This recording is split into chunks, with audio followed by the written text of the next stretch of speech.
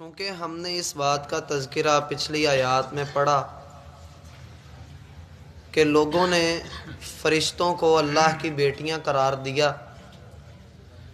تو اب مناسب معلوم ہوتا ہے کہ فرشتوں کی زبانی بھی پوچھ لیا جائے کہ وہ اپنے آپ کو اللہ رب العالمین کے بارے میں کیسا تصور کرتے ہیں۔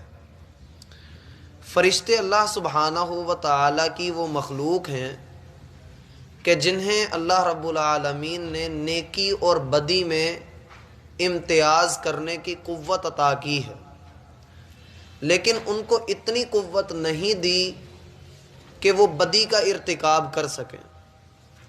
ان کو معلوم ہوتا ہے کہ یہ کام اچھائی کا ہے اور یہ برائی کا ہے، لیکن ان میں اتنی سکت اور طاقت نہیں ہوتی کہ وہ اللہ رب العالمین کی نافرمانی کر سکیں۔ انسان کو اگر دیکھیں تو اس کو بھی نیکی اور بدی میں امتیاز کرنے کی قوت ملی ہے، اور ساتھ ہی ساتھ اللہ رب العالمین نے اسے اختیار بھی پورا دے دیا ہے، جو کرنا چاہتا ہے کر لے، یہی تیری اصل آزمائش ہے۔ اور جانوروں کو اللہ رب العالمین نے یہ امتیاز کرنے کی قوت دی ہی نہیں، وہ اس دنیا کے اندر انسان کے لیے مسخر کیے گئے ہیں، انسان ان سے فائدہ حاصل کرتا ہے اور اپنی ضروریات پوری کرتا ہے۔ فرشتوں کے بارے میں سورۃ التحریم 28ویں پارے میں اللہ سبحانہ و تعالیٰ کا فرمان ہے، لا یعصون اللہ ما امرہم ویفعلون ما یؤمرون۔ فرشتے وہ مخلوق ہیں جو اللہ کے حکم کی نافرمانی نہیں کرتے، انہوں نے کبھی بغاوت نہیں کی، اور وہی کام کرتے ہیں جس کا انہیں حکم دیا جاتا ہے۔ ساری کائنات کے اندر کوئی بھی ایسی جگہ موجود نہیں، صحیح حدیث کے اندر یہ بات آتی ہے کہ کوئی بھی جگہ ایسی موجود نہیں جہاں پر فرشتے نے سر سجدے میں نہ رکھا ہوا ہو۔ دوسری طرف مختلف قسم کے فرشتوں کو اللہ رب العالمین نے مختلف ذمہ داریاں دی ہیں۔ مثلا کچھ فرشتے ایسے ہیں جو زمین پر ذکر کی مجالس تلاش کرتے ہیں، اور جب کہیں ان کو اللہ کے قرآن کی، نبی صلی اللہ علیہ وسلم کے فرمان کی مجلس نظر آتی ہے، وہ اس میں شرکت کرتے ہیں اور مجلس میں حاضر ہونے والوں کے نام اللہ کے حضور پیش کرتے ہیں۔ اللہ ہمارے نام بھی ایسے اپنے سامنے پیش ہونے کی توفیق دے۔ دوسرے فرشتے وہ ہیں جو ہر مسلمان کی زبان سے نکلنے والا درود لیتے ہیں اور اسے رسول اللہ صلی اللہ علیہ وسلم پر پیش کر دیتے ہیں۔ کچھ فرشتے ایسے ہیں جن کو اللہ رب العالمین نے یہ ذمہ داری دی ہے کہ وہ انسان کی نیکیاں لکھیں گے، لہٰذا وہ انسان کی نیکیاں لکھتے رہتے ہیں۔ کچھ ایسے ہیں جن کو اللہ نے حکم دیا ہے کہ وہ انسان کے غلط اعمال کی رپورٹ تیار کریں، وہ انسان کی غلط کاریوں کی رپورٹ لکھتے ہیں۔ کچھ فرشتے ایسے ہیں جن کو اللہ سبحانہ و تعالی نے ملک الموت کے ساتھ، جو موت کا فرشتہ ہے، ان کے ساتھ مقرر کر دیا ہے کہ یہ آپ کی ٹیم ہے، آپ نے دنیا کے اندر جہاں پر بھی کسی کا بھی وقت آ جاتا ہے، آپ نے اس کی روح قبض کر لینی ہے۔ پھر ایک فرشتہ ہے اسرافیل، یہ اپنے منہ میں سور لے کر کھڑا ہے، کان اس نے اللہ کی آواز کی طرف متوجہ کیے ہوئے ہیں۔ اس کی ذمہ داری یہ ہے کہ جب اس کو حکم ہوگا یہ اس سور میں پھونک مارے گا اور قیامت آ جائے گی۔ کچھ فرشتے ایسے ہیں جیسا کہ اللہ کے رسول صلی اللہ علیہ وسلم پر اور پہلے تمام انبیاء کرام علیہم السلام پر وحی لانے والے جبریل علیہ السلام، یہ فرشتوں کے سردار ہیں۔ ان کا دوسرا نام روح بھی ہے، جسے آپ سورۃ القدر میں پڑھتے ہیں، تنزل الملائکۃ والروح فیہا۔ اس رات میں فرشتے بھی اترتے ہیں اور روح بھی اترتے ہیں، روح سے مراد جبریل علیہ السلام۔ اسی طرح سے میکائیل علیہ السلام ہیں جن کا قرآن میں بھی ذکر موجود ہے، وجبریل ومیکال فإن اللہ عدو للکافرین۔ جو بندہ رسولوں سے، فرشتوں سے، جبریل سے اور میکائیل سے دشمنی لگائے گا تو اللہ ایسے بندے سے دشمنی لگائے گا۔ تو میکائیل بھی اللہ کا ایک فرشتہ ہے، اور غزوہ احد میں سیدنا سعد بن ابی وقاص رضی اللہ عنہ بیان کرتے ہیں کہ میں نے رسول اللہ صلی اللہ علیہ وسلم کے دائیں بائیں دو آدمیوں کو لڑتے ہوئے دیکھا. انہوں نے سفید رنگ کے کپڑے پہنے ہوئے تھے. اللہ کی قسم نہ میں نے پہلے ان کو کبھی دیکھا تھا نہ اس کے بعد کبھی ان کو دیکھا. تو میں نے جب اللہ کے رسول سے ان کے بارے میں پوچھا تو آپ نے بتایا ایک طرف جبرائیل ہیں اور دوسری طرف میکائیل ہیں جو مسلمانوں کی طرف سے جنگ لڑ رہے ہیں. اسی طرح سے میکائیل علیہ السلام کی ذمہ داریوں میں سے ایک ذمہ داری یہ بھی ہے کہ وہ بارشوں کے نگران ہیں. پھر آگے ان کی پوری ٹیم ہے. اللہ رب العالمین نے کچھ فرشتے بادلوں کے اوپر مقرر کیے ہیں جو ان کو بادلوں کو ہانکتے ہیں، اور بادلوں کو جس طرح سے ہم گھوڑے کو دوڑاتے ہیں ایسے ہی وہ بادلوں کو دوڑاتے ہیں.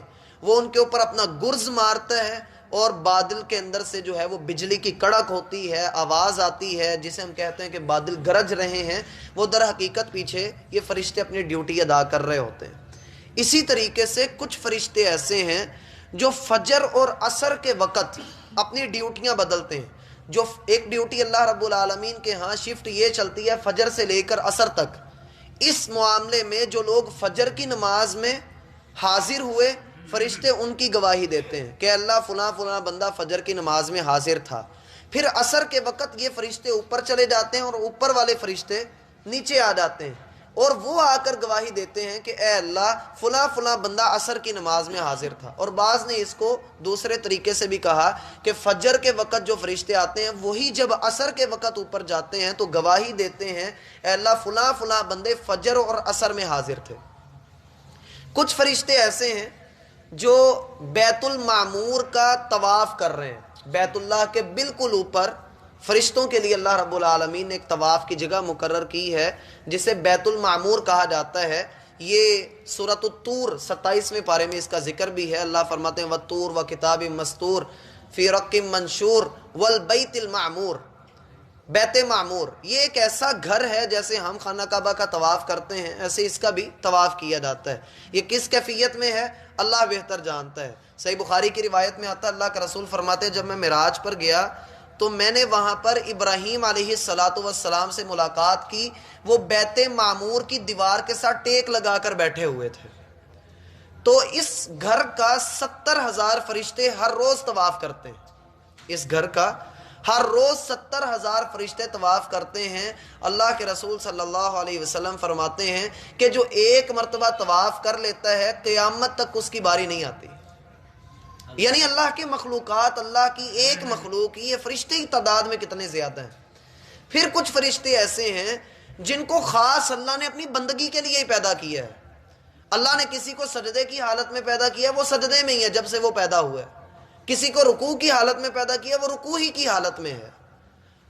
پتہ یہ لگتا ہے کہ اللہ سبحانہ و تعالیٰ کی یہ ایک مخلوق ہے. اللہ ان کا محتاج نہیں ہے، یہ اللہ کے محتاج. جیسا کہ بعض لوگ یہ سمجھتے ہیں کہ اللہ نعوذ باللہ فرشتوں کے بغیر کچھ کر نہیں سکتا، یہ ان کا غلط عقیدہ ہے. قیامت والے دن جو فرشتے ہیں، کچھ فرشتے ایسے بھی ہیں، 8 فرشتے ہیں. سورۃ المؤمن اس سے اگلے پارے میں ہم پڑھیں گے.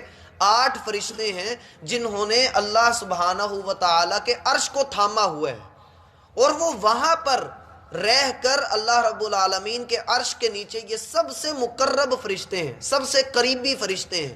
یہ وہاں پر رہ کر اللہ سبحانہ و تعالیٰ سے دعائیں کرتے ہیں. کن کے حق میں؟ ہمارے حق میں.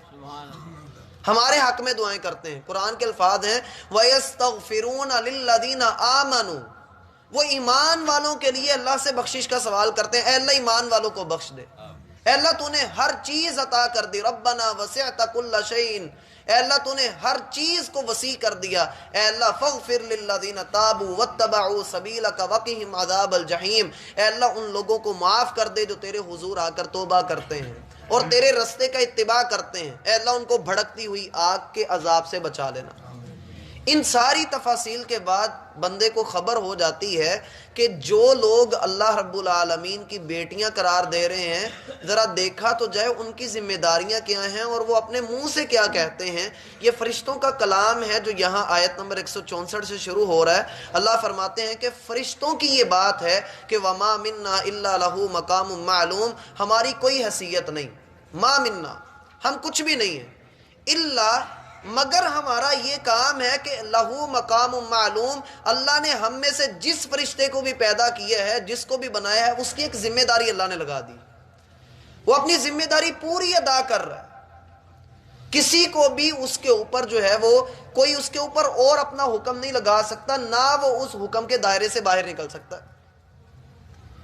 پھر اللہ فرماتے ہیں وَإِنَّا لَنَحْنُ الصَّافُونَ، اور یہی وہ فرشتے ہیں جن کی قسم اللہ نے اس سورت کی پہلی آیت میں اٹھائی تھی کہ وَالصَّافَّاتِ صَفًّا، قسم ہے ان فرشتوں کی جو صف بستہ ہو کر کھڑے رہتے ہیں۔ فرشتے اب کہہ رہے ہیں وَإِنَّا لَنَحْنُ الصَّافُونَ، ہم تو اللہ رب العالمین کے لیے صف بستہ رہتے ہیں، صفوں میں کھڑے رہتے ہیں۔ اللہ کے رسول صلی اللہ علیہ وسلم نے صحابہ سے کہا تم لوگ ویسے صف کیوں نہیں بناتے جیسے فرشتے بناتے ہیں؟ لوگوں نے کہا اللہ کے رسول وہ کیسے؟ آپ علیہ السلام نے فرمایا پہلی صف کو پورا کرتے ہیں، قدم کے ساتھ قدم ملا کر کھڑے ہوتے ہیں، کندھے کے ساتھ کندھا ملایا ہوتا ہے، پھر پچھلی صفیں بناتے ہیں۔ پہلی صف کے اندر اگلی صف میں آپ کو کہیں پر بھی کوئی شگاف نظر آتا ہے، بندہ کھڑے ہونے کی جگہ موجود ہے، تو میرا بھائی اس جگہ کو پورا کیجیے آگے بڑھ کر۔ جو بندہ ایسا کرتا ہے، طبرانی میں آتا ہے کہ اللہ رب العالمین اس کے لیے جنت میں گھر تیار کرتے ہیں۔ ایک چھوٹا سا عمل ہے۔ وَإِنَّا لَنَحْنُ الصَّافُونَ وَإِنَّا لَنَحْنُ الْمُسَبِّحُونَ، اور بلا شبہ ہم تو اللہ رب العالمین کی پاکیزگی ہی بیان کرنے والے ہیں۔ ہم انسانوں کی طرح اللہ رب العالمین کے بارے میں گندی بات نہیں کرتے، ہم بات کرتے ہیں تو پاکیزگی والی بات بیان کرتے ہیں۔ تو یہ گویا کہ یہ دو چیزیں، صف میں کھڑے ہونا، صفوں کو ملانا، اور اللہ رب العالمین کی تسبیحات بیان کرنا، یہ اللہ رب العالمین کو راضی کرنے والے اعمال میں سے ہے۔ اور ایک روایت میں آتا ہے کہ یہود تم سے 3 چیزوں کی وجہ سے حسد کرتے ہیں، مسلمانوں سے 3 چیزوں کی وجہ سے حسد کرتے ہیں۔ ایک یہ کہ مسلمان آپس میں سلام دعا کرتے ہیں، جسے ہم چھوڑ چکے ہیں۔ قیامت کی ایک نشانیوں میں سے ایک نشانی یہ بھی ہے کہ سلام صرف اس کو کیا جائے گا جس کو بندہ جانتا ہوگا، یہ قیامت کی نشانیوں میں سے ایک نشانی۔ دوسری جو بات ہے جس سے یہودی حسد کرتے ہیں، وہ نماز میں اونچی آواز سے آمین کا کہنا ہے۔ اور تیسری صف بنانا، یہودی اس بات سے بھی بڑا حسد کرتے ہیں کہ مسلمان یہ صف بنا کر کیوں کھڑے ہوتے ہیں۔ اللہ رب العالمین ہمیں سمجھنے کی توفیق عطا فرمائے اور ہماری صفوں کے اندر اتحاد پیدا کر دے۔ امت